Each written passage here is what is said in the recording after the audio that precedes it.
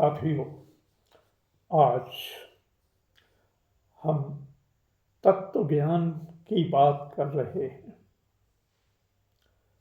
भगवान कहते हैं कि ये हमारा जो शरीर है, ये माया का कार्य रूप है। इसको हम क्षेत्र कहते हैं, किंतु इस शरीर के अंदर जो जीवात्मा बैठा हुआ है वह चेतन है। उसको हम क्षेत्रज्ञ कहते हैं। गीता के अध्याय 13 में कहा गया है, इदं शरीरम कौन्तेय क्षेत्रम इति अभिधीयते एतद्यो वेत्ति तं प्राहुः क्षेत्रज्ञ इति तद्विदः। अर्थात ये जो हमारा शरीर है ये क्षेत्र है, और इसके अंदर जो जीवात्मा बैठा हुआ है वो क्षेत्रज्ञ है। इन दोनों के तत्व को जानना बहुत महत्वपूर्ण है। एक उदाहरण के द्वारा कहते हैं कि जैसे खेत में बोए हुए बीज का फल समय आने पर ही प्रकट होता है, वैसे ही इस शरीर में कर्मों के संस्कार रूप बीज का फल भी समय आने पर प्रकट होता है। इसलिए इसे हम क्षेत्र कहते हैं। लेकिन इसके अंदर जो जीवात्मा बैठा हुआ है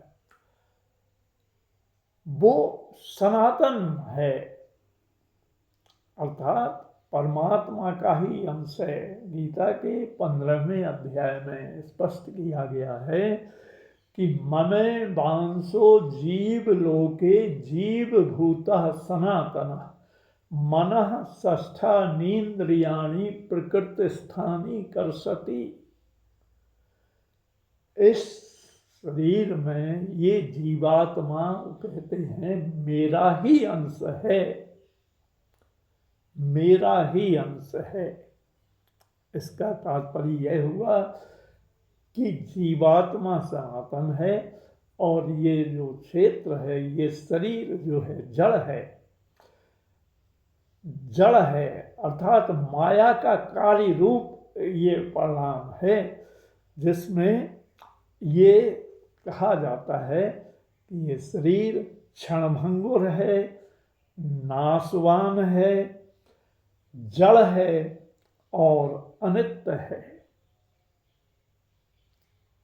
लेकिन जो जीवात्मा है वो नित्य है, निर्विकार है, चेतन है, अविनाशी है और शुद्ध सच्चिदानंद घन परमात्मा है। इसको हम ऐसे भी समझ सकते हैं जैसे आकाश यदि घट के अंदर है तो वो घटाकाश कहलाता है, और दूसरे बर्तनों में देखें तो वो उसका स्वरूप ले लेता है।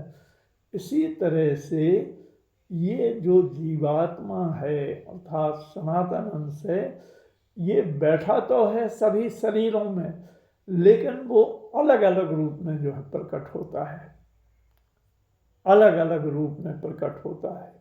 क्योंकि व्यक्तियों के जो कर्मों के संस्कार रूप बीज का जो फल है वो हर व्यक्ति में अलग अलग प्रकट दिखाई देता है। इसलिए परमात्मा तो सभी के अंदर है, सभी जीवों के अंदर है, लेकिन जिस जीव ने जैसे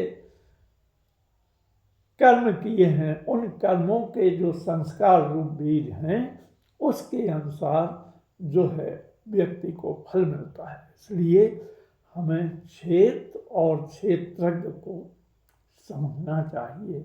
यही जो है तत्व ज्ञान है। इसलिए यदि हम अपने कर्मों को सुधार लेते हैं और जो हमारे कर्म हैं यदि हम उनके अनुसार चलते हैं तो निश्चित रूप से हम उस सच्चिदानंद घन परमात्मा के स्वरूप में स्थित रह सकते हैं।